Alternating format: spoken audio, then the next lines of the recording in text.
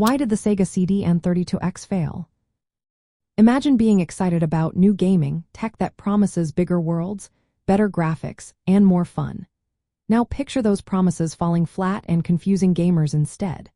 That's what happened with the Sega CD and the 32X. Both were add-ons for the Sega Genesis, which was Sega's popular console during the early 1990s. The Sega CD was meant to bring CD-ROM technology to gaming, offering larger storage space, full-motion video, and CD-quality sound. It was released in 1991 and cost around $150.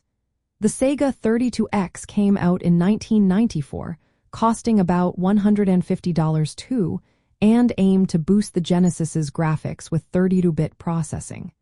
But why did they both flop so badly? Let's start with the Sega CD. It sounded amazing at first. More storage meant bigger, more detailed games, and full-motion video was a new thing. But in reality, most Sega CD games were just simple video clips with little interactivity. Many titles were just ports of existing Genesis games with slight audio improvements. The system was also expensive, costing around $150, and you needed a Genesis to use it.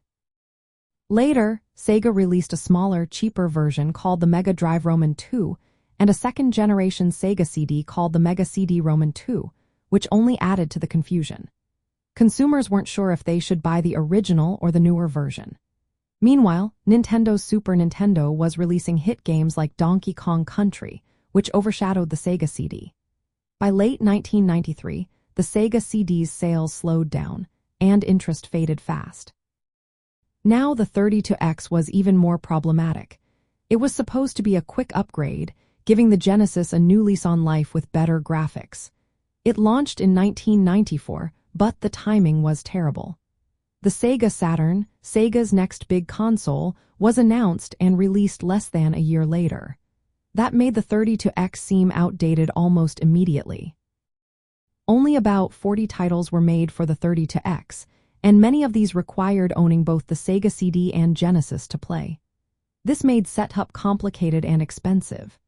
Sega's marketing was rushed and unclear, so gamers didn't know whether to buy the 32X or wait for the Saturn.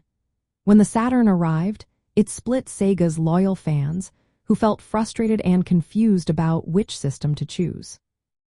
This fragmentation hurt Sega's reputation and sales during a crucial time in the gaming world. Looking back at the 1980s and early 1990s, Sega was seen as a bold challenger to Nintendo's dominance. They pushed for more edgy marketing and innovative hardware.